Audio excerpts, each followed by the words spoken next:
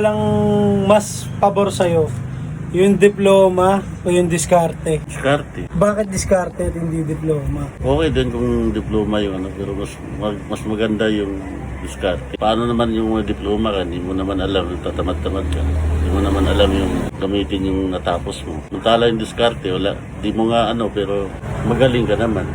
Hindi, paano kung magkakaroon ng diskarte kung wala kang pinag-aralan? O, bakit? Nung unang panahon, mga tao, wala namang pinag-aralan na. Bakit natuto sa buhay? Kahit nga di marunong sumulat umarangkada dahil sa diskarte. Kaya nga, kung may diploma ka, natural, magmamalaki mo. Pero paano yung diploma kung di mo ginagamit? Karamihan sa nag-aaral ngayon, kapagtapos lang, tambay, asa sa nanay. Muntalang yung sino pa yung wala natapos, yun pa yung umangat sa buhay. Mapupush mo ba sa mga kabataan ngayon na huwag na lang kayo mag-aral? Ay, hindi rin. Kasi hindi mo rin masasabi na sabihin mo sa mga bata na huwag kayong mag-aaral. Ang pag-aaral kasi isa sa magandang nagbigay sa'yo ng kinabukasan. Yun kung ginagamit mo yung pag-aaralan mo. Baga, mapupush mo sa mga batang mag-aral pa rin kayo at gamitin nyo ng tama yung pinag-aralan nyo. Ganun. Bawa, di mo naman kaya mag-aaral. Wala kang pang-aaral O, di ba? May ibabaw pa rin diskarte kung paano mo itawid yung pangailangan mo sa araw-araw. O, sa pag-aaral naman, may diploma ka nga, pero hindi ka naman nagpupursige sa buhay. Anong may tulong mo dyan sa pinag-aralan mo? Kumbaga kasi yung diploma, pag once na pinaghirapan mo siya, gamitin mo. magiging privilege mo siya Oo. someday. Baga pag may diploma ka, tapos nilapatan mo pa ng diskarte. Oo, yun. Kaya nga dapat magkasama yan. Pero kung ako, pagpiliin, Pabor kasi ka dun sa diskarte. hindi naman lahat na tao na pagtapos Hindi naman lahat na nag-aaral, may natapos, nag-bloom sa buhay. Hindi. Bakit? Maraming hindi tapos dyan na yung mayaman dahil sa diskarte Marami din naman dyan tapos na tambay lang sa kanto, sakit sa ulo sa magulang, di ba? Minsan may pa nga dyan Basta maraming may kurso na hindi ginagamit. Hindi nagamit ng maayos. Pero mas pabor ako doon sa diskarte.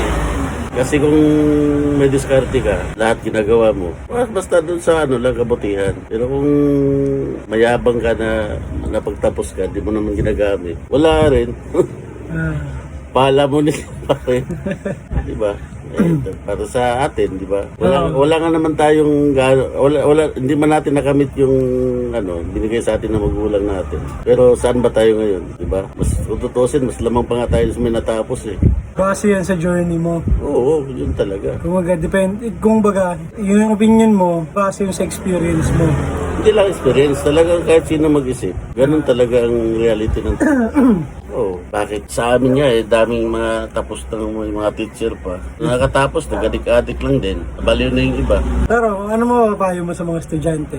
Pamamaya kasi may mga estudyante dyan na natagal mag-aral, didiskarte na lang sila. Magkano nang mabibigay mong payo sa kanila? Ayan, mag-aaral pa rin sila hanggat maaari. Payo ko din, isa yan ang edukasyon sa magdadala sa buhay natin. Ilalagay tayo sa tamang buhay. Tayo naliligaw ng landas kasi yung pag-aaral, doon natin natutunan kung paano mabuhay. Pero kung talagang wala tayong kakayahan na mapagtapos dahil hirap sa buhay, Doon ka dumiskarte. Hindi naman porke na wala ka natapos, di ka na mabuhay. Sa sayo yun, diskarte mo yun. Nasa sa'yo pa rin, nasa sa tao pa rin kung gaano kataas yung pangarap niya. Oo. Pero nga, wala kang natapos, kung mataas ang pangarap mo, at sabay mo pa ng sipa. Ganun, halos ganun din lang ang kalalabasan. Ang lang doon, ang pagkaiba lang doon, sa pang-unawa kasi, mas lamang yung may natapos. Yes. Dahil, alam mo kung bakit? Dahil, tinuturuan sila ng tamang tamang galaw, tamang pag-iisip, tamang pananagot, tamang pananalita. Yung iba kasi, hindi na pag-aaral, elementary, hirap pa nga. Yan, wala talagang kaalaman na kung ano lang yung maisip niya, yun lang yun. Kasi ang inisip niya na doon siya tama. Kaya nga sa pag-aaral, mas magandang tuunan din ng pansin. Kasi dalawa kasing ng reality ng tao Mga bata minsan tamad mag-aaral. Gusto lang na makipagbarkada. Takot lang sa magulang kaya Napipilitan. Pipilitan pumasok. Meron din ng mga bata na pupursige sa buhay dahil nakita nilang kahirapan na gustong umangat. Kumbaga yung motivasyon nila, yung Oo. kahirapang natatamo nila. Pero meron din namang bata na parang sumasabay lang sa panahon. Makapagtapos lang, okay. Okay, kasi may kaya eh. Ah, Ako nga eh, di ba? Nag-aaral ako dito ng 2 years. Kaya pag-manager eh. Pero hindi naman sapat yun. Dapat po sa... former manager ng Chowking. Hindi naman porque may nano ka, may na kahit... May narating. Pero kulang pa din yun. Kasi at least 4 years course ka eh. Maging full-fledged manager ka. Hawak ka ng store. Pero dahil sa sipag, sa diskarte, sa tiyaga,